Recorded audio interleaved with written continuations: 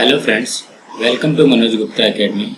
Today we are going to start with Algebra, Class 10, Chapter 4 Financial Planning, Practice Set 4.4, Basic Part 2. इसको देखने के पहले आप लोग उसमें Basic Part 1 जरूर देखिए. इसमें म्यूचुअल फंड है, GST ऑन ब्रोकरेज है. सो दोस्तों, अभी तक आप लोगों ने इस चैनल को सब्सक्राइब नहीं किया तो please subscribe our channel, like कीजिए और अपने फ्रेंड्स के साथ में शेयर कीजिए. सो फ्रेंड्स, अब हम लोग पढ़ने वाले हैं म्यूचुअल फंड MF. ठीक है, अब म्यूचुअल फंड के बारे में पढ़ते हैं. We have learn that a group of person come together and form a company.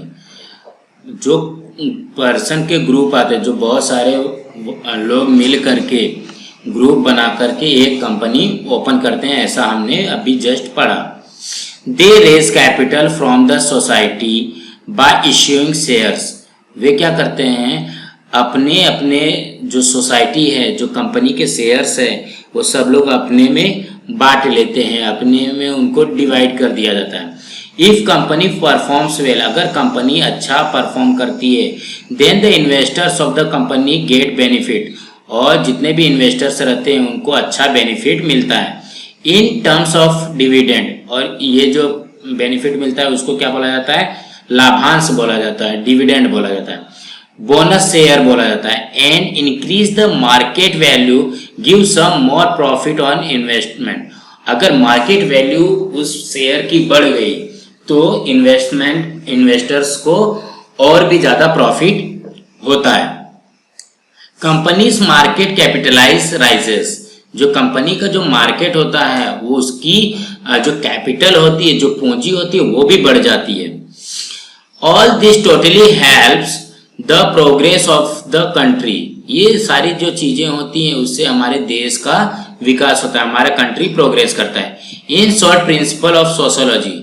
Shortcut में देखा जाएगा तो जो हमारे सोशोलॉजी का, जो समाज शास्त्र का जो नियम है, क्या नियम है, together we can progress.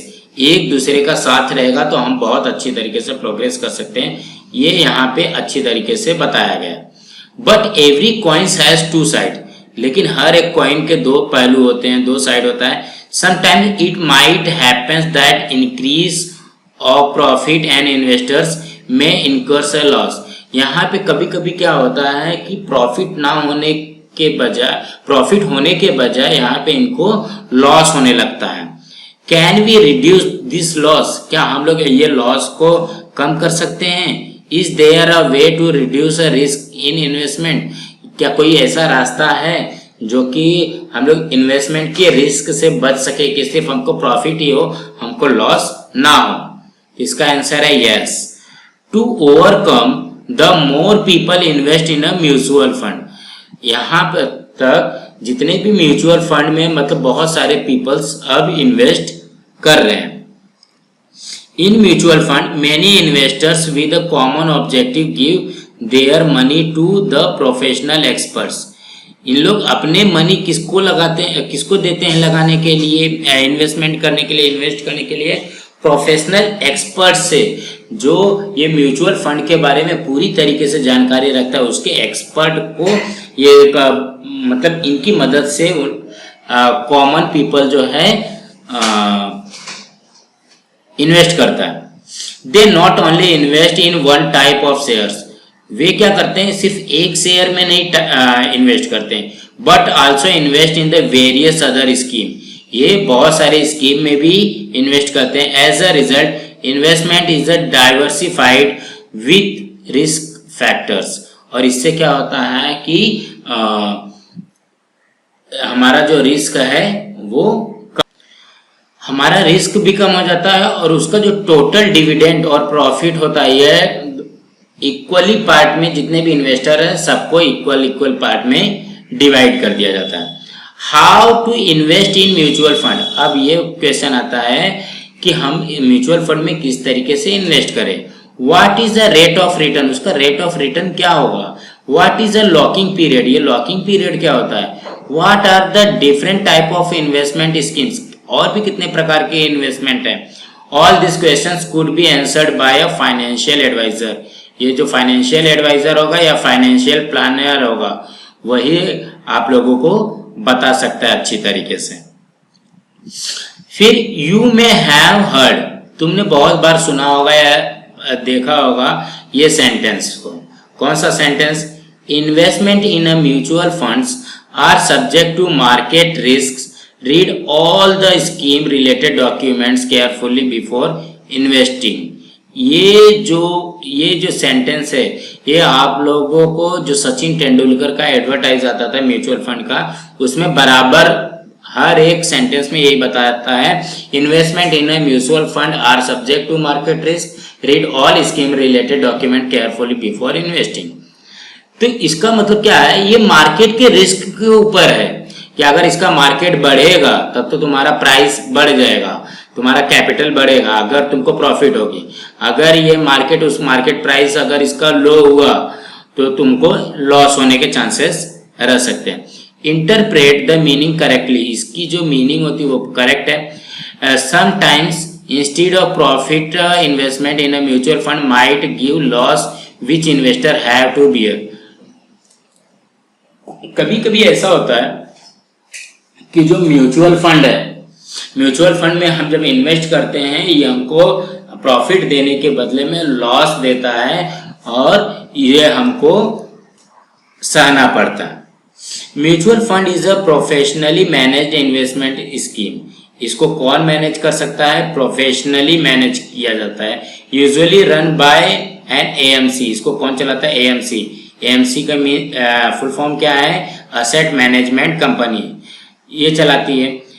They invest the money given by the investors, जो भी इन्वेस्टर अपना जो मनी जो देते हैं उसको ये इन्वेस्ट करती है इन डिफरेंट स्कीम, वो दूसरे स्कीम में इन्वेस्ट करती है। Example, equity fund in shares, डेब्ट fund in debentures, bonds etcetera, और balanced fund as per investor choice. जहां पे आप लोग बोलोगे वहां पे ये कंपनी आपके पैसे को इन्वेस्ट कर देगी, बट प्रॉफिट और लॉस ये रिस्क है। यहाँ पे देखिए, एज वी गेट शेयर्स, जैसा कि हम लोग शेयर लेते हैं, for the investment of in share market, share market के लिए हम लोग जो शेयर रहता है वो कहाँ पे मिलता है? शेयर मार्केट मिलता है। उसी तरीके से जो म्यूचुअल फंड का शेयर नहीं होता है, म्यूचुअल फंड में जो हम इन्वेस्ट करते हैं उसको क्या बोला जाता है? यूनिट बोला जाता है। और जो शेयर मार्केट में इन्वेस्ट किया जाता है उसको क्या बोला जाता है? शेयर बोला जाता है। अब ये यूनिट को हम लोग किस तरीके से फाइंड करते हैं? देखो, यूनिट का the total total fund value जो होता है वो क्या होता है? एनएवी ऑफ वन यूनिट और नंबर ऑफ यूनिट। जो एनएवी है, एनएवी क्या है? नेट असेट्स वैल्यू, उसका कितना असेट की कितनी वैल्यू है उसमें, और नंबर ऑफ यूनिट में आ जाएगा तो टोटल फंड वैल्यू आ जाएगा कि हमने कितना फंड इन्वेस्ट किया है म्यूचुअल फंड में। तो note, as a market value of share change frequently, NAV of a unit also change. जिस तरीके से मार्केट शेयर का मार्केट वैल्यू चेंज होता है उसी तरीके से एनएवी के यूनिट का जो प्राइस है वो भी चेंज होता है। One can redeem the unit when needed, जब भी तुमको लगेगा तो तब तुम उस यूनिट के पैसे आप निकाल सकते हो, मतलब बेच सकते हो या निकाल सकते हो, जो भी बोलना है। फिर इन्वेस्टमेंट इन एफडीज, अगर एफडी में इन्वेस्ट करते हो, ऑफ नेशनलाइज बैंक और Indian postal service are more secured and safe. जो इन्वेस्टमेंट इन एफडी होता है, एफडी में जो इन्वेस्टमेंट करते हैं वो क्या होता है? नेशनलाइज बैंक में अगर किए और इंडियन पोस्टल सर्विस में किए तो ये तुम्हारा पैसा सेफ रहेगा, सिक्योर रहेगा। In comparison with the other investment, other investment के हिसाब से जो एफडी है वो तुम्हारा सिक्योर रहेगा, इसमें लॉस होने के चांसेस बहुत कम होते हैं, बहुत कम क्या, नहीं होते हैं। But the rate of return is low, लेकिन इसमें रेट ऑफ रिटर्न लो मिलता है, मतलब इसमें तुमको इंटरेस्ट बहुत कम मिलता है लेकिन तुम्हारे पैसे डूबेंगे नहीं। और म्यूचुअल फंड में, शेयर मार्केट में तुम्हारे पैसे डूब सकते हैं लेकिन अगर तुमको प्रॉफिट हुआ तो बहुत ज्यादा भी हो सकता है। इसमें कैसा रहेगा? एफडी करोगे नेशनलाइज बैंक में तो कम मिलेंगे। It hardly help to the overcome the rate of inflation, one must remember always there is a money is invested wisely it's generate more money.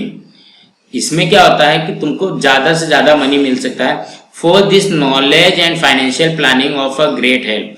अगर तुम मतलब जो फाइनेंशियल प्लानिंग के बारे में अगर तुमको ज्यादा जानकारी है तो ही तुमको ये हेल्प ज्यादा कर सकता है। Investment in share and mutual funds should be made carefully because the risk and return always go hand in hand. इसमें जो शेयर मार्केट में या म्यूचुअल फंड में जो हम इन्वेस्ट करते हैं वो बहुत ही केयरफुली हमको बना देता है। क्यों? क्योंकि इसके अंदर जो रिटर्न्स मिलता है वो या तो रिस्क रहेगा या तो रिटर्न रहेगा, या तो हमको लॉस होगा या तो हमको प्रॉफिट होगा। So the habit of regular and deep study is the only की। अगर इसमें हमको इन्वेस्ट करना है तो इसके लिए हमको रेगुलर इन्वेस्ट करने की आदत होनी चाहिए और इसके बारे में पूरी तरीके से जानकारी होनी चाहिए, डीप स्टडी की जानकारी होनी चाहिए। थोड़ा भी कम अगर जानकारी है तो रिस्क उठाना पड़ सकता है। अब यहाँ पे देख लेते हैं ये SIP क्या है। Systematic investment plan, SIP। Suppose one does not want to invest a big amount at once. जैसा कोई इंसान है वो एक साथ में बड़ी अमाउंट इन्वेस्ट नहीं कर सकता है, then one could invest small amount at regular time intervals. और वो क्या कर सकता है, वो छोटी छोटी अमाउंट में वो इन्वेस्ट करना चाहता है या करता है। जैसे example 500 per month could be invest in a mutual fund. Mutual fund में अगर इन्वेस्ट करना है तो 500 रुपीज पर मंथ के हिसाब से भी कर सकते हो, एक महीने का 500 रुपये भी कर सकते हो। Investment could be done monthly और क्वार्टरली। इन्वेस्टमेंट कैसे कर सकते हो, या हर महीने पे भी भर सकते हो या तो हर 3 महीने में भी भर सकते हो। This way of investment is called SIP। और इस तरीके का जो इन्वेस्टमेंट होता है वो क्या होता है, SIP होता है। SIP develops discipline of saving. SIP करने से हमको सेविंग की आदत लगती है। SIP is a good option which in long term can achieve one's financial goals। जो अगर हम लोग रेगुलर SIP कर रहे हैं, रेगुलर इन्वेस्ट कर रहे हैं, तो हमारा धीरे धीरे करके हमारे पास लास्ट में बहुत पैसा आ सकता है। Investment in a mutual funds through SIP for a long term is a beneficial. जो SIP करके हम लोग लॉन्ग टर्म में ज्यादा समय के लिए अगर पैसे भरते हैं तो ये हमारे लिए बेनिफिट हो सकता है। It protects investor from market fluctuation. ये क्या करता है, मार्केट के रिस्क पे ये नहीं रहता है। SIP वाला जो रहता है इसको इन्वेस्टर को रिस्क से बचाता है, फ्लक्चुएशन होने से बचाता है। One should in mutual fund for minimum 3 to 5 years। अगर हमको इस तरीके का अगर इन्वेस्ट करना है तो मिनिमम 3 से 5 साल तक के लिए कर सकते हैं। और अगर हमको बेटर रिटर्न चाहिए, ज्यादा रिटर्न चाहिए, ज्यादा प्रॉफिट चाहिए, तो it is a best investment is for 10 to 15 years। 10 से 15 साल के लिए इन्वेस्ट करोगे तब भी ये हमको मिल सकता है। तो फ्रेंड्स, ये हमारा SIP और म्यूचुअल फंड हमने आज यहाँ पे कंप्लीट किया। अब नेक्स्ट पार्ट में हम लोग प्रैक्टिस सेट 4.4 देखेंगे।